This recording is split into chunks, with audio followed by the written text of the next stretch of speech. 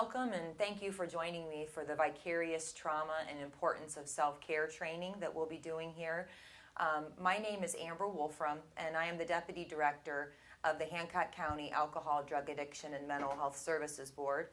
And at the board we have been working for the last 5 years to try to increase the understanding of trauma in our community, but also increase the importance of information to self-care for those responding to individuals that are having experiences with trauma.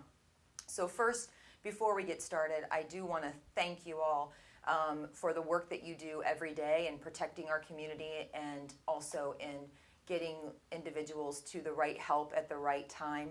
I know right now in the grips of the opiate epidemic, it's extremely exhausting work. But please know you are making a difference, and you're making a difference not only to those individuals, but the families that love them. So please continue to do what you do, and thank you. And so I hope the information that I share with you in the next 50 minutes will be helpful for you as you do your job each day. Our learning objectives are very simple. First, we want to work with the identification of trauma. I know every day in the work you do, you see trauma by car crash, trauma by fire, trauma by flood, but those are all going to be included in what we're going to be talking about today, but there are other forms of trauma that can impact individuals in our community. We're going to work on understanding what vicarious trauma is and how that impacts first responders and the work that you do each day. And then we're going to cover the importance of self-care. I know you're doing your job because you have a calling to do what you do, but also many of us are doing this job to support our families. And so it's important that we understand how to turn on and turn off the work we do so when we get home, we can be the caregiver that our loved ones need without bringing that vicarious trauma into the home. I want to let you know from the very beginning that you will have a test in order to get your CE. Please don't sweat it. The test will be based right off the handouts that you will be receiving, but I'm hoping that by the time you get to the end of the slides, some of this will actually be retained, and if not, the test will be a great refresher, and I will give you information at the end on how to do your CE documentation. So what is trauma? Again, we kind of covered the traumas that you see every day on the streets of Findlay and Hancock County. But the trauma we're talking about in this presentation is individual trauma that results from events, series of events or set of circumstances that is experienced by an individual as physically or emotionally harmful, life-threatening, and that has lasting adverse effects on the individual's functioning, whether that be mental, physical, social, emotional, or spiritual, or all of the above. So basically what trauma is anything that overwhelms a person's ability to cope. That feeling that they're kind of submerged underwater. And everyone has experienced this type of feeling where for a split second you just don't know which way to go. You can't gather your thoughts. That's an experience that, if not well taken care of, can result in a lasting trauma. And we'll go into that in a little more depth. There are 3 E's to the trauma that we're going to discuss. They're the events, which is the events and circumstances that cause a trauma. So for instance, here in Hancock County, let's take the example of a flood. When we have a flood, whether it be every 2 to 3 to 10 years, it's an event that our entire community has the experience of. But the experience then depends on the individual's experience of that event. So meaning, while the community might flood, I may live in, say, flood zone C, and so the water doesn't naturally come into my area. It may not impact me, but it may have an impact on me getting to work, getting my child to school, and other things, but not necessarily in my home per se. But then we have the effects of that. So that is the including the physical, social, emotional, spiritual consequences of that experience and that event. So we have people in our community that when the water rises, they become very agitated, they become very distracted, they get very anxious because either the water is going to impact them this time or the water impacted them in the past which is stirring up all of these past emotions and actually re-triggering the trauma for them. So we can't assume, because, say, Findlay floods, that every individual in Findlay has had the same event, experience, or effect from that flood. It's very individualized, and you can take that for any experience, whether that be a domestic violence, a sexual assault, a car crash. Whatever someone experiences will have different effects, and there's reasons for that. Some potential traumatic events that we're talking about here, and I'm sorry for this slide, it's going to come up individually, but one being abuse. We're very familiar, unfortunately, with emotional, sexual, physical abuse, domestic violence, but we also have to remember that a form of abuse is witnessing the violence itself for the bystanders or the children that live in the home. Other abuses include bullying, cyberbullying, which we spend a lot of time in our community discussing with children. And then, of course, institutional bullying or institutional abuse, which has to do more with youth in juvenile detention or adults in incarceration, the abuse that occurs there. Another potential traumatic event is loss. Now, loss, again, some very obvious ones: death, abandonment, but neglect. We're finding now with brain studies and with long longitudinal studies that neglect can be extremely impactful in trauma later in life, not only just for the individual, but the brain itself. Separation, and of course natural disaster, accidents, terrorism, and war. So for our individuals that have been involved with combat returning home, unfortunately, traumatic events that they have experienced while away can impact their ability to function and to reassociate back into society. And then we have chronic stressors. And chronic stressors are day-to-day experiences for individuals, like poverty, racism, invasive medical procedures. While they might be beneficial, they also are going to have lasting changes for that individual. Community trauma, historical trauma, and then a family member with a substance use disorder. Unfortunately, the number one indicator for someone developing a substance use disorder in their lifetime is whether they had a family member with a substance use disorder. So as you know from the calls you do every day, in our community, if we're not addressing trauma, we have a whole tsunami of youth that have been impacted by this opiate epidemic that are later going to have this chronic stressor of a family member with a substance use disorder. So these are just some potential traumatic events that individuals may experience that may or may not have a lasting effect. So the experience of trauma has to be taken into the context and meaning of the trauma. We need to understand whether there was threat to life, bodily integrity, or sanity during that experience. And then what interventions were done. And this part is huge because people can experience extremely traumatic events, but if they have support, if they have interventions, whether it be medical or socio or psychological, those interventions can make a big difference in how lasting these effects are. Also with the trauma, was there humiliation, betrayal, or silencing? This happens unfortunately with youth trying to report situations that are going on in their homes or to their schools about what's going on in their homes, but also with sexual assault survivors. Very rarely are other victims so heavily humiliated or silenced than sexual assault survivors in trying to get justice for what they've experienced. And then sometimes with the trauma being subconscious or unrecognized, they know they have a trigger. They know that they experience this, thought of dread or feeling of dread when certain circumstances arise, but they don't necessarily know where it comes from, either because it occurred in their youth or because for some reason their minds have blocked what has occurred.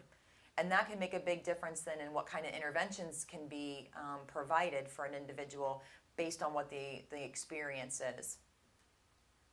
And there's factors that can increase the impact of something becoming traumatic. One being early occurrence. So how early did the trauma happen, or did the trauma start? It has a big play to do with brain development. And if we had more time, I would go into just the fact of how the brain prunes information and saves and stores information and pathways. But it's crucial, not only just during gestation, but even after the child is born, in the first few years of the child is in this world, that those pathways have healthy experiences. And if they don't, that can have lasting effects for that child and how they interact in our world. Again, the blaming or shaming. When someone came forward and said that they had experienced trauma, what kind of response did they get? Unfortunately for some of our community members, they're reminded that, this happens in our house. We don't talk about what happens in our house, or you deserved it, you caused it, it was your fault. That can make a difference on how that individual gets help, or how effective that help is if it's tried to be administered. Being silenced or not believed. And again, this kind of goes with the blaming and the shaming, but was the help available? And when it was available, did the individual that experienced the trauma have a sense of safety with the person that was giving that help? And did they believe that they were believed, and were they given the opportunity to share what they had experienced? And then, is the perpetrator a trusted caregiver? So if I'm trying to find my way in the world, and the people that are on this earth to take care of me are the ones that are perpetrating my trauma, it can be very difficult for me to know what a trusting relationship looks like, how to form trusting relationships. And we've all worked with individuals that we see them bounce from relationship to relationship, and we think, why haven't they learned? What did they not get from the first relationship that they would think that they need to do something different? But unfortunately, their idea and understanding of what love is, or their understanding of what trust is, has been skewed. And so that perpetrator being a trusted caregiver can make a big difference in the lasting effects of how someone then interacts with others. So right here is a real quick video that I'd like to show you about adverse childhood experiences. The experiences of the accumulating effect of trauma and what that does in the long term, and maybe explain some of the adults that we have been having interactions with in our community. They say there's no such thing as a silver bullet. And we know that today's health problems are complex and interrelated. But what risk factor do liver disease, teen pregnancy, depression, COPD, headaches, heart disease, and suicide attempts all have in common?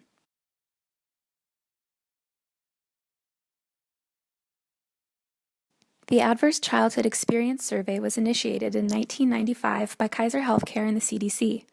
The epidemiological study tracked the health outcomes of 17,000 adults in the U.S. who completed a simple 10-question survey about potentially traumatic childhood events, including abuse, neglect, or household dysfunction. The study results were astounding. Almost 2/3 of participants experienced at least one event. The 12% of people who experienced 4 or more events were 2.5 times as likely to develop liver disease, 4 times as likely to develop COPD, 5 times more likely to be depressed or become alcoholics, 6 times more likely to be raped later in life, 12 times more likely to attempt suicide. Additionally, the likelihood of these outcomes was directly proportional to the ACEs scores. To explain the range of outcomes, researchers theorize that adverse events create a higher likelihood of problem behaviors that lead to poor health outcomes. Although a number of neurological studies have been conducted to understand the mechanisms that mediate this relationship, more research is needed. In the meantime, it's important to consider life course events when planning prevention and health education initiatives. Early childhood interventions like parental trainings and Head Start programs may significantly reduce the risk of adverse health outcomes later in life. Resilience initiatives can also utilize family and community supports to minimize the harmful effects of traumatic events. And the movement across professionals, institutions, and disciplines towards trauma-informed services plays a crucial role in mitigating childhood trauma and setting kids up for a healthy future. So as you see from that video, ACE scores not only accumulate over time, but also have lasting effects for individuals. The higher the ACE score, the more likely an individual is to not only have chronic disease, but an ACE score of 6 or higher leads them to have an earlier death than that of their peers by about 25 years. So if I'm not taking care of myself, if I'm not getting help for the things that's going on in my life, I'm probably not likely to get preventative care. I'm probably not likely to get preventative screening. Those things add up. If I don't know who to trust, I might find myself in situations that it is more prone to domestic violence or assault. All of these things add up over time, and they begin to paint a picture that, unfortunately, of why we work with some individuals and some families over and over. And if you understand it through a trauma lens, it makes a little more sense. So we have to ask ourselves, when we understand the ACE scores and the traumas that people have experienced, are these really problems or are they adaptations? We all have natural ways to respond to stimulus, and this is kind of ingrained in us. So fight, flight, or freeze are natural responses. And when we are under deep stress or under increased stress, these become heightened. So you find people that are frequently in fight mode, go from like green to red very quickly, and you think, what just happened? Well, they are in that chronic stress mode, and so if they're a fighter, the fight mode comes out. Where with flight, you might have someone that you're trying to assist and help, but they appear treatment resistant. They appear uncooperative or disengaged. This is someone that may not be trying to cause you a problem, but they're actually in flight mode. And then there's freeze. Someone who just becomes extremely passive, gives their powers to other, sort of just surrenders. And it looks like they don't have a fight in the game, and that's not necessarily the case at all. They might be relying on that adaptation for survival. And so the really easy way that I always think of this is, if you think of like a Godzilla movie or a dinosaur movie, when the dinosaur is walking down the street or stomping down the street, you have the crowd responding in many different ways. There's people, trying to take an axe to the dinosaur or shoot the dinosaur. And then you've got the people that are just running and knocking over the elderly and the children and everything they can do to get out of the way. And then you have those one or two people that stand in the middle of the street and, put their hands on their face like Home Alone and scream. And then they get stepped on. Those are your people in that freeze mode. And so when you're out in the community and you're working with individuals and you're thinking, oh, they're being combative, or they're not being cooperative, or oh, she doesn't even care what I'm doing here. Are they trying to be a problem, or are they just in kind of a crisis mode and an adaptation mode to how they're responding? So different trauma responses that you might see, along with fight, flight, or freeze, are individuals that have flashbacks or frequent nightmares, sensitivity to noise or being touched. In the work that I have done in the past, I worked with individuals in bereavement, and you kind of want to reach out and you want to hug someone when they're having a hard moment, but often for individuals with a trauma background, that touch could be very alarming. And so, as you probably have already been trained to know, we have to ask for permission for those things because we just don't know the experience that they've had. Trauma responses like always expecting something bad to happen, or not remembering periods of their life where they're just blank spots. And that's not necessarily due to alcohol or drug use. It's just the time in which the brain was extremely stressed, just not retaining that information due to all the other effects that were going on. Feeling emotionally numb or lack of concentration, irritability, are all trauma responses, as well as excessive watchfulness, anxiety, anger, shame, or sadness. Just waiting for that next shoe to fall, waiting for that next person to hurt them, or just waiting for the world to continue to be cruel, has set them up for this cycle. And the next slide then shows other trauma responses that fall both behavioral, emotional, psychological, and physical. You see individuals that seem to be doing things like self-harm, or they might even look like attention-seeking, and they're just trying to find their way in the world and make sense of the things that have been happening to them or have happened to them in the past, and then why they feel so triggered now. And it can be very confusing, and it can also paint a picture for them in the future that doesn't look like what you would hope most people would be dreaming of. Talking to someone with extreme trauma about where you want to be a year from now, 5 years from now, it is unrealistic. You're asking individuals, what do you want tomorrow to look like? What do you want next week to look like? Because they're literally living in the moment, day to day, trying to make sense of everything. So what's really important to remember with trauma is all behavior has meaning. What you're seeing in an individual when you come on a scene, what you're seeing in an individual when you're dealing with a family, it has meaning behind it. And if we can get to asking, like, what happened to you, instead of what's wrong with you or why are you doing this? When someone says to you, what's wrong with you, you immediately go on the defensive. Or, why are you doing this? I feel like I have to explain myself in a way that will justify things. But if you ask something like, what happened to you, you're opening the door to say, I see something's going on and I think something deeper is behind it and I'm interested in hearing it. Now, the caveat to asking what happened to you is you have to be willing to listen. And you may not always have the time in a call that you're doing to ask that kind of a question. But as you're working with someone, it might lend to the opportunity to say, I think some really bad things have happened to you that maybe it might be helpful for you to talk to someone. We never know when that door gets opened, when someone might bite. So if you have the chance to say it, they might actually follow through if they know that you're being empathetic and sincere. What we're also seeing are symptoms, are actually adaptations. So when we see someone behaving the way they are, we have to look back and say, what is this an adaptation from? What are they really showing us? And again, in the time that you have with the public, in the role that you have, there might be not a lot of time to do this, but maybe even just the understanding of seeing it through the trauma lens can change the interaction that you're having with them. And we also have to remember, individuals may not be thriving, but they are surviving.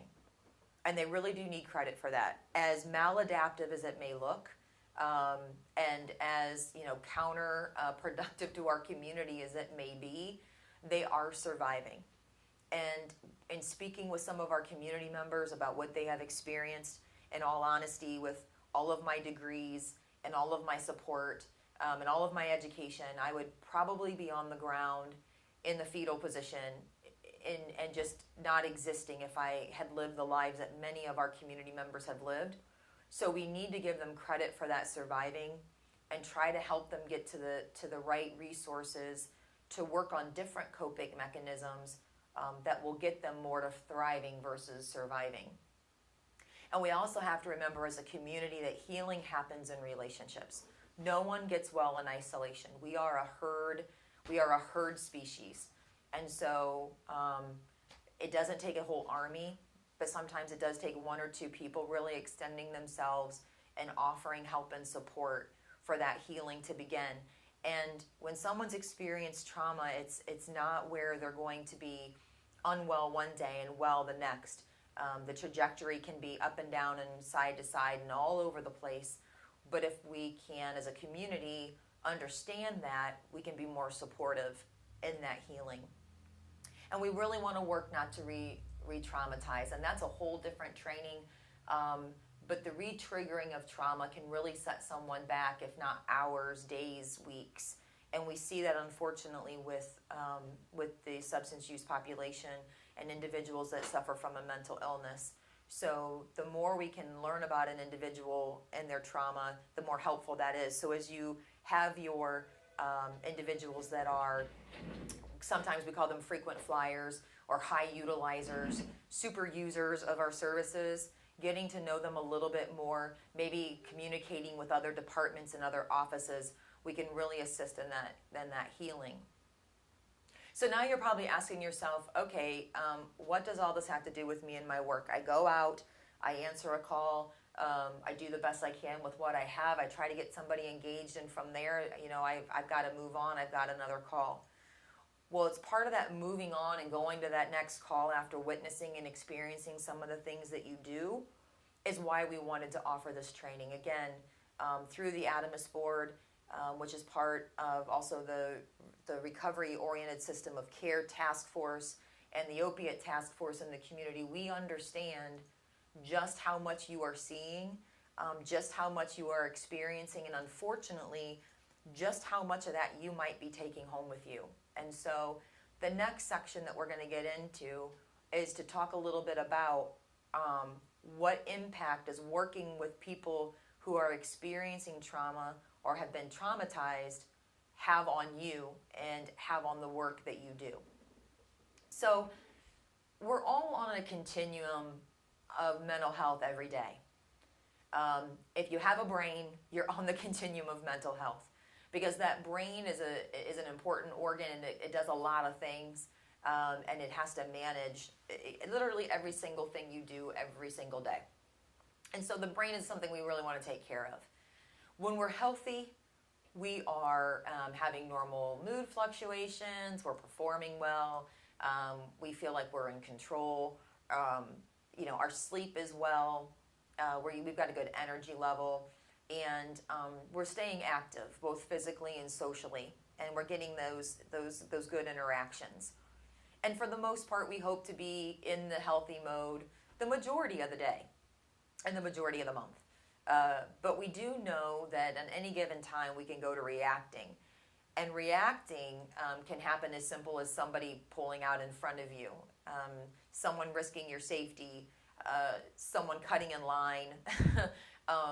Little things can send us into reaction mode. And it can happen very quickly and then, slip away. Or we can stay in reacting mode for some time.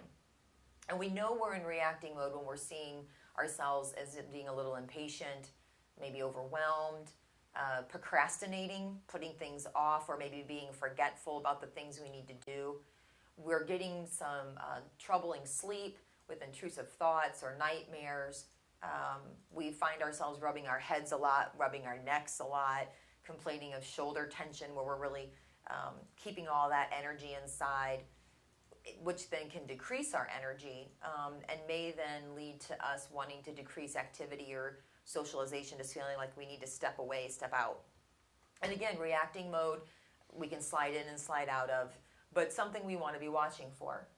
Now, the injured part of the continuum is when we are feeling or seeing in others people quick to anger, very anxious or hopeless, a negative attitude, again, always waiting for that shoe to fall, and that might be starting to impact performance or concentration at work or at home, and then really disrupting sleep. People start complaining of insomnia, where they just try to go to sleep and all they're doing is rerunning the whole day in their head over and over again, can't seem to put anything to rest. Now we might actually be seeing some aches and pains in parts of the body, sort of responding to that somaticized, injured response of the brain, avoidance and withdrawal. And so now we're starting to, unfortunately, if we don't catch that and do something about it, we're sliding into the ill part of the continuum. And this is, we see individuals that have persistent severe mental illness that unfortunately may live in the injured and ill depending on their illness and what works or doesn't work with medications and therapies. But for any of us on any given day, we can have angry outbursts or aggression, panic attacks, that excessive worrying, depressive thoughts, unfortunate suicidal thoughts. We are now maybe not doing so well at work with performing duties or subordination, being an ability to have concentration. Sleep is all over the place. And now there's this, you're going to the doctor and you're complaining about aches and pains or illnesses or side effects, and they're saying, they ran every test, they're not seeing anything. And it's really the brain saying, you're not listening to me, and I'm trying to throw out as many warning signals as I can.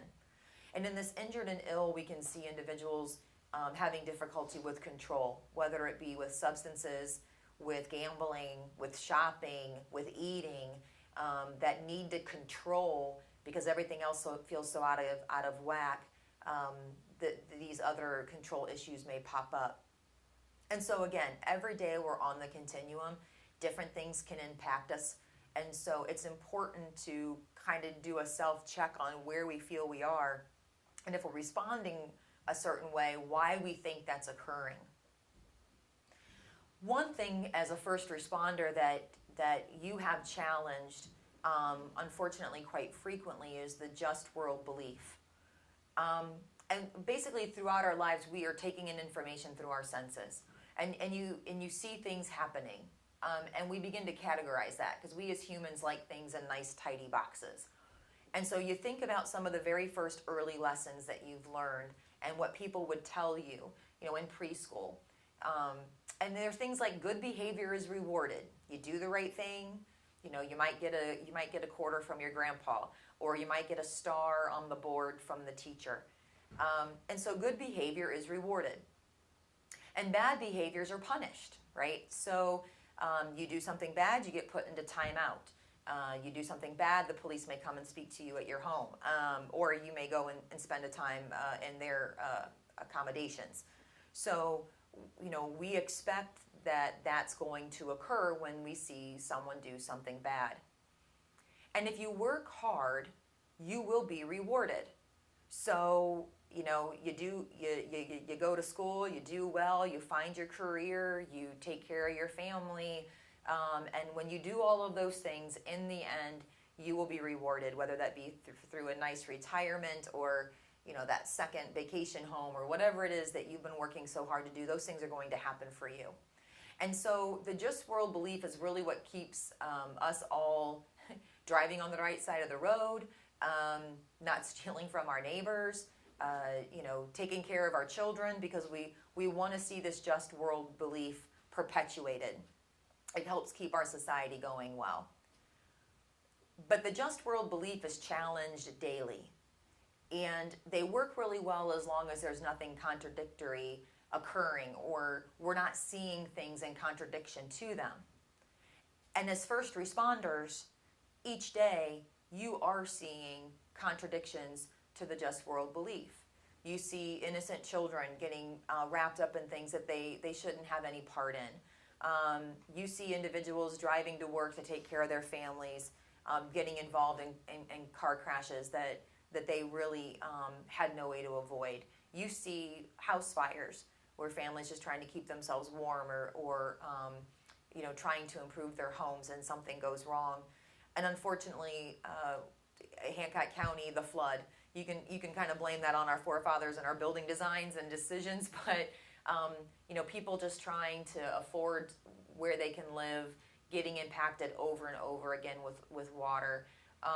And then, of course, the substance use. And this can be difficult because for some individuals, whether they got involved through medication, whether they got involved through experimentation, whether they got involved through self-medicating, however they got involved, that choice was very quickly taken away from them when the brain became addicted to whatever substance that was. And their choices are no longer there. And so this just world belief gets challenged when we see good people have bad things happen to them. Bad people seem to walk away from consequences unscathed. And individuals that have worked really hard and done the right thing their whole lives get impacted by whether it be cancer or accidents or violence. And when that happens, problems arise and it begins to conflict for us. And these traumatic experiences can then build up for us and lead to the way that we experience the world ourselves. So while you are working with individuals that have traumatic experiences, it's very hard sometimes to turn on and off their experience from beginning to impact your own. And they challenge the way then we see the world, and then they challenge the way in which we react to the world. And that can lead to something called vicarious trauma or secondary trauma. Now, there's other forms of work-related impacts. There's burnout.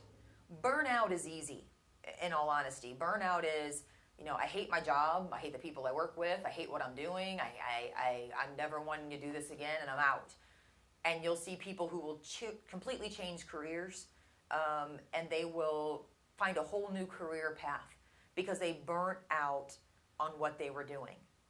And then there's compassion fatigue. And compassion fatigue is more like, I really love what I'm doing. I know what I do makes a difference, but it is wearing on me, and it's really impacting me, and I really don't think I can do this anymore. Even though I feel like I can't leave what I'm doing, I just don't think I can do this anymore. And so you'll see individuals that may change jobs because they need a break.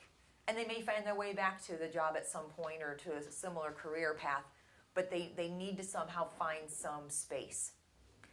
Vicarious trauma is more like, I love my job, I love the people I work with, I know what I'm doing makes a difference, and it is really wearing on me, but I'm going to get up each day and I'm going to do it because I believe I need to be there, and I believe that the community or the people I serve need me there. And that vicarious trauma then can build up over time, especially if we're not employing methods of self-care, which we'll get into later. But that vicarious trauma then can trickle into other things that we are doing on a day-to-day basis. So an easy definition of vicarious trauma is, it's the psychological cost of caring for victims who have been traumatized while feeling a sense of responsibility to help. So you keep sticking your hand back down and pulling the next person up. You keep working with people that are hardest to serve in our community, sometimes the hardest to love in our community, and we do it over and over again, and that can have a psychological cost. So it's the exposure to others' trauma. It's not necessarily trauma that you're personally experienced, but it's living through the trauma that the other individual that you're trying to help has experienced. And it can have a long impact even after the contact with the victim has ceased. So professionals will talk about triggers that they have, like, when they, see an image or they smell something, it reminds them of this victim. It reminds them of a certain crash, or it reminds them of a certain fire, and they kind of find themselves back there again. And then finding yourself back there, it's the heart rate gets accelerated. That feeling of that fight or flight in yourself becomes activated because you're kind of transformed back to that experience. And that can happen for weeks, months, or even years after having contact with someone with an extreme trauma. And it can emerge suddenly at any time in your career. So there might be a life stressor that you're experiencing that may, be difficult. And when that occurs, the brain then begins to trigger all these other traumas that you kind of vicariously lived through with people that you tried to care for. And it can impact critical thinking. So when we have vicarious trauma, we begin to do a lot of, well, if I would have, or if I should have, or I wish, things that you could have done differently or had an impact differently on, which unfortunately in most cases we know deep down there was nothing more that could be done, or at the point in which you had your intervention, you had to deal with what was there. But because the experiences can become so real in your own life, it can impact that critical thinking component. So some of the side effects that individuals can experience with vicarious trauma are hypervigilance. So hypervigilance is interesting. In first responders, we call it hypervigilance, but in the commonplace community, we call it, basically anxiety or paranoid even. But for people who are constantly running into where danger is, when the majority of us are running out, hypervigilance is extremely important. But it's important to be able to turn on and off. So if we're bringing that hypervigilance when we're in our own car driving, or we're bringing that hypervigilance where we're at home in a conversation with our spouse or our children or our partners. It can make a big difference in how that it can be impactful. Also, moral distress, that because our just world belief might be getting rocked, we start to wonder about where's the world going, what is my role in that, and how am I really making a difference? And in that, then that compassion fatigue of, can I continue to do what I'm doing even though I may really love it? Cynicism, first responders, you kind of have to have a little bit of cynicism. Sometimes you guys refer to it as sick humor, but you need it because of what you're experiencing. You got to have a buffer, but that buffer, if it gets transferred into other relationships or other experiences, can be very harmful. Other possible answers: feeling trapped, running through mental scenarios that you're trying to play out, unfortunately, possibly over and over instead of sleeping or relaxing, or you're just trying to mow your lawn and things are popping back in. That whole idea of emotional exhaustion, making sure you have enough care to go around when you're giving so much in that 8 to 12 hour shift, or for you guys even longer shifts.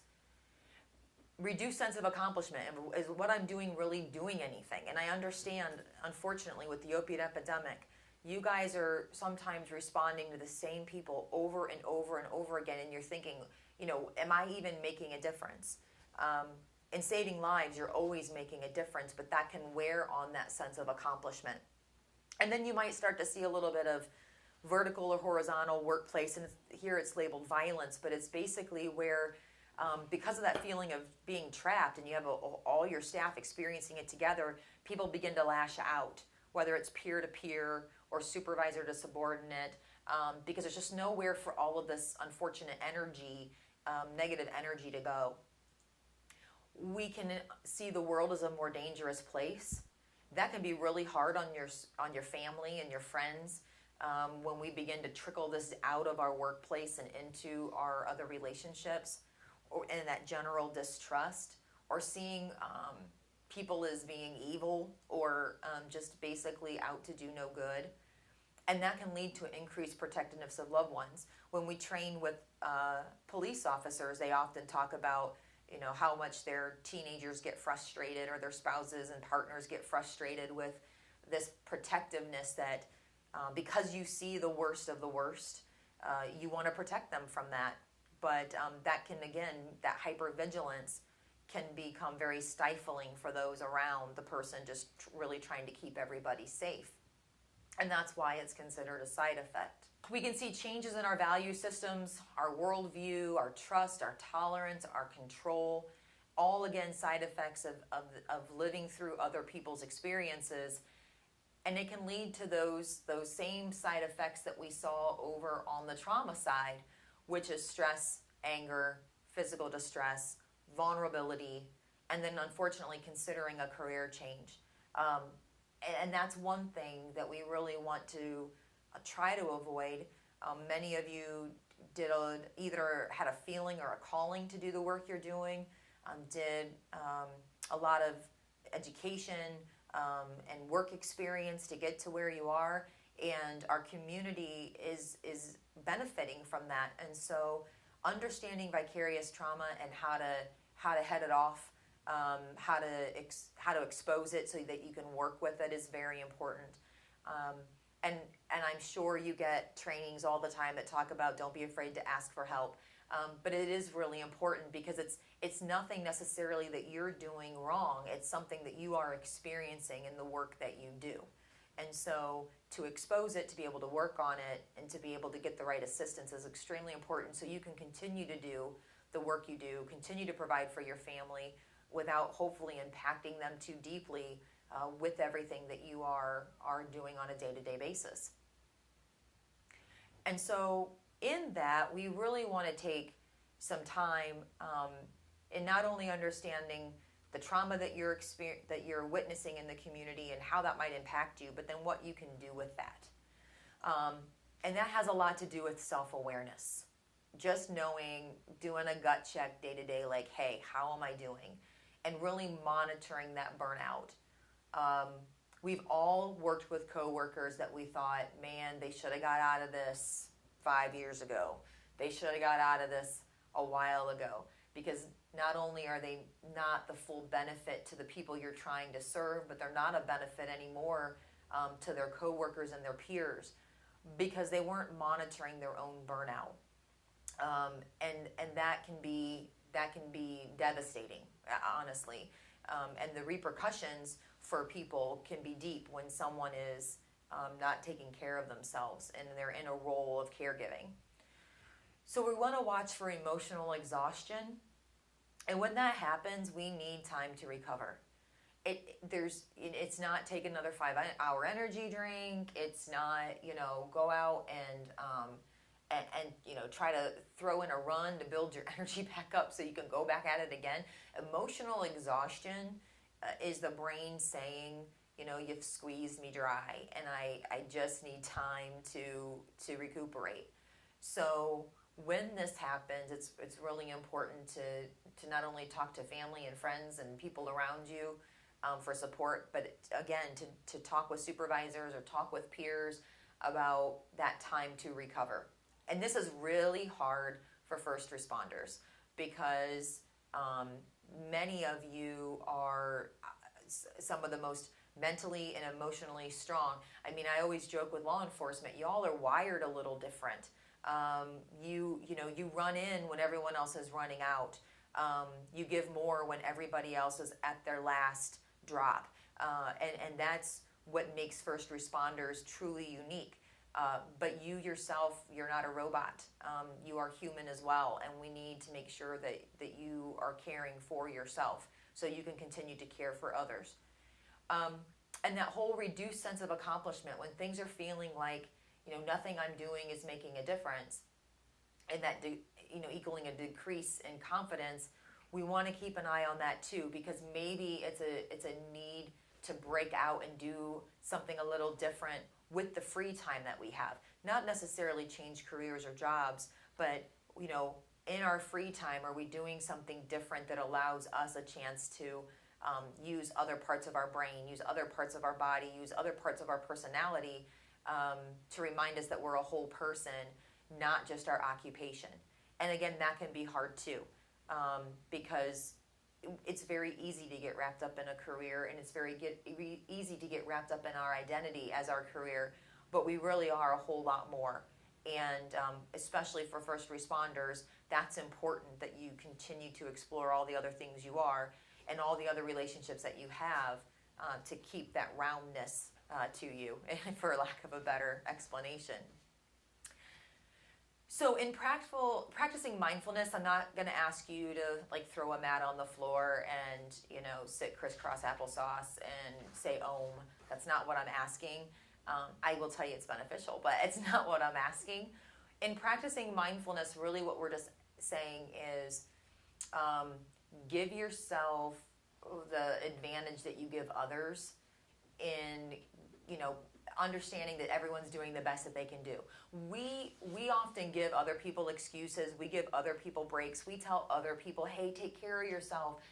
But then we don't do it for ourselves. And so mindfulness is more of, being aware that we need to be reflective. We need to say, hey, you know what? I think the way I'm having a bad day because of X. I think that I was impacted by this, and I need to, be more aware of that. We also need to be less judging of ourselves. We are generally our hardest critics, where others would give us a pass for being tired after working a 12-hour nonstop shift. We think, well, that's what I signed up for. I need to be able to do that. We just don't give ourselves the breaks that we should. And so that non-judgment can be very important, but also acceptance. I'm doing the best I can do. I'm putting my best foot forward. Some days it's enough. Some days, some people are always going to want more, and they're going to need more, but I'm doing what I can do. And that's really what mindfulness is. Now, if you can throw in some, other things that we'll describe here in a little bit, great. But if you can just keep that idea of non-judgment on yourself, reflecting on the day, understand everything you're trying to juggle, and being accepting of when you can't keep every single thing in the air, and that's okay, that's big, and that will help with all the other interactions that you're having on a day-to-day basis, not only with your career, but also with your family and friends and loved ones. So here are just a few quick tips for self-care, and some of this is probably going to be review for you, but they're ones that can be done without a lot of effort, and so we'd like to cover them every chance we get. So the first thing, which I know can be very difficult, is if you can somehow create downtime after your shift to turn your brain off before engaging in potential stressors. This one's hard for me because I live in Findlay and I work in Findlay, and so my commute is generally like 5 minutes, which I love, but that means I go from being at work where I'm dealing with some really tough situations to hitting my front door where my junior high student is trying to give me the lowdown of the day and who said what and what happened there and what needs a button sewed on and what are we making for dinner, and I don't always get a chance to turn the one thing off before I get ready to respond to the next. And so I'm not always responding the way I would like to because I haven't been able to disengage. So if you have a commute and you're able to play music that you like, or turn off the talk radio for a while, unless that's therapeutic for you and helps you sort of step away. But really, if you get a chance to take out, or maybe right after work is when you do your gym time, or get your run in, or something that you can do where you can disengage before re-engaging, it can make a difference in those interactions. Also, your sleep diet. How are you structuring your sleep? And I know for first responders who have wacky shifts, this can be really hard. But for every ability you have to try to structure sleep into your week where you're being conscious about how much sleep am I actually getting, and am I, if you have to, am I scheduling my sleep? And stock up on sleep when possible. Can you grab those 1 hour naps here or there, or 30-minute naps to help that brain get some time to relax and step back from everything it's trying to do? And because of that, we have to be very respectful of the circadian rhythm. Your body has a natural rhythm to its sleep. There's times you feel more sleepy and you feel more alert. And when you're working weird shifts, it's not always necessarily in conjunction with the sunlight and the moonlight. So whatever you can do, dark shades or sound machines or anything you can do to help respect that circadian rhythm is important. Another part of that then is also avoiding blue light.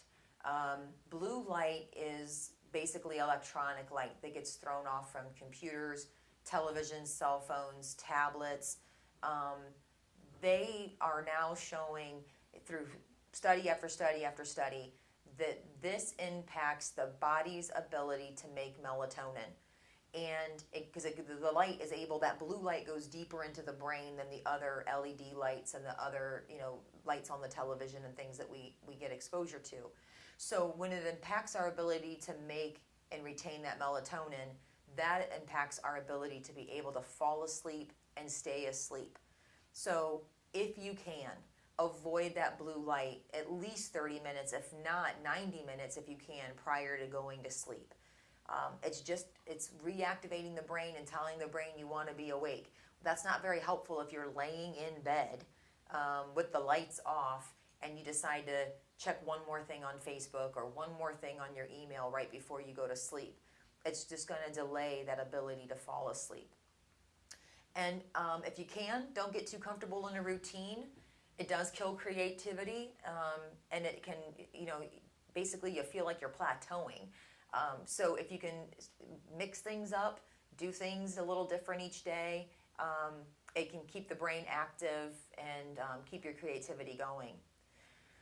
Caffeine, whether it be coffee, chocolate, energy drinks, those energy shots or whatever, caffeine is a drug. You all know this. And it should be used carefully because it also disrupts our ability to naturally fall asleep. to naturally have energy. It goes in and just like sugar, and it sends the body on a little roller coaster ride. So if you can, just kind of watch how you're using it and see if it's being beneficial, or is it actually impacting you in other places that you're trying to do better at or well at, whether it be sleep or just not feeling like you're constantly running at 1,000 miles an hour. Caffeine can unfortunately do that for you. Anytime you have a chance to get out and have healthy sunlight, it's so important. Of course, I'm not talking about like going out and sunburning, but just when the sun is shining, if you're able to open a window, if you're able to sit by that, if you're able to take a call outside where you can be in the sunlight, it's really important. It helps, again, it helps the brain know what it's supposed to be doing and make the chemicals it's supposed to be making. And in our area, when we have times of the year that it's so dark, when we've got the sunlight, we need to monopolize on it or capitalize on it. So also focusing on posture and our breathing, stretching, exercise, meditation. If you guys are on run after run after run, that can be really hard. And then sometimes you'll have a stretch of time where you're not out. And if you can, just kind of take a look and say, hey, how am I breathing right now? Am I chest breathing? Am I diaphragm breathing? Often when you're in that response mode, you're doing a lot of chest breathing. And if you don't knock it back down to diaphragm breathing, you're one, not getting enough air, but two, you're keeping that stress in the upper part of your body. You're keeping it in the neck and the shoulders and the chest, which will later obviously lead to other aches and pains. That gentle stretching, because you're sitting in vehicles, because you're hoisting people, because you're carrying things up and down weird steps, is very important. And just to allow the oxygen and the blood to get to the areas it needs to get to for muscle regeneration, but also to try to avoid on-job incidences of injury. Exercise can be whatever exercise means to you. We want to get that heart rate up, and you guys all understand that cardiac, the need for the cardiac exercise. But if you can monopolize on getting outside and doing a walk in the sun and in nature and fresh air and work on that diaphragm breathing, it just it compounds the benefits. And of course, running on a treadmill is great. But if you can somehow work it in outside to, take the kettlebells, go to the park, go to your backyard, and do it outside versus in front of the television, you are going to get added benefit. And then the meditation, whether that be meditation, whether that be prayer, whether that just be silence, whatever benefits you, again, to let the brain get a reset mode. 1 minute, 2 minutes, 5 minutes, however much time you have, especially if you've just been on a difficult run, to be able to take a few moments to take that deep breath and to let the brain kind of do what it needs to do to process that information is very important. And then, of course, diet. Eating good food at the correct time, not wolfing it down if you can avoid it, really allowing the food to work for your body, not against your body. And I know that has to be hard, especially when you're on shift, but it's needed and it's important for the body. So we're really looking at your domains of resilience. What are you doing each day to make sure your physical, mental, spiritual, and emotional needs are being met? And having some sense that life is comprehensible and manageable and meaningful when you're working on all of those realms. And you chose the career you chose. Our community benefits from you doing the role you do. But when you step out of that role, what are you doing to make sure that you are both physical and emotionally flexible, that you are spending time on your values, spending time on your mental ability to be able to focus, that you're working on your self-regulation, and that you're working on both your personal, your emotional, your mental, and your spiritual strength. It makes you a better coworker, but more importantly, it makes you a more engaged family member, a more engaged loved one, and just a more engaged community member. So what can we do to take a look at that each day? Some days we may not hit 100%, of course, but if we're trying and we're spending some time on it, then that can help ward off that vicarious trauma and allow you to keep doing the work and important service you're providing. So I want to thank you for spending the last 50 minutes with me going through these slides. I hope you found it beneficial. I hope you found it worth your time. And if there's any additional information that you need from after going through this, please feel free to contact me. All of my contact information is on this slide, including my work website at the ADAMHS board, but also my work email. Feel free to reach out because we want to continue to support you in all you're doing, and however that is. So if there's more needed, or if there's more explanation that I could provide, please let me know. This next slide is information in regards to your CE credit. So depending on when you're watching this, it doesn't matter, but your CE will be basically dated for the date that you submit the test. So that's important. If you have to get certain hours by a certain date, please be conscious of that. So what I need you to do is review the handouts, whether you printed them or you kept them on the computer, but you will need to print out the test. And that is, both of these items are located on the thumb drive that you were given. And then I need you to complete the test. Again, I hope all the information's on there. If not, call me, and I'll help you get the answers. But once done, you need to send that completed test to Craig at Hancock. So he's provided his email address here, but you can either drop it off or snail mail it as well to the 6th Street address. And once he receives it, the date that he received it, once he checks over the test, then that will be the date in which your CE will be issued. So if you have any questions in regards to that, please contact Craig directly. Information about the presentation I can help you with, but information about the CE, you will need to speak with Craig. So again, thank you for your time. Thank you for your service. And please let us know if there's anything more we could be doing to help you. Take care.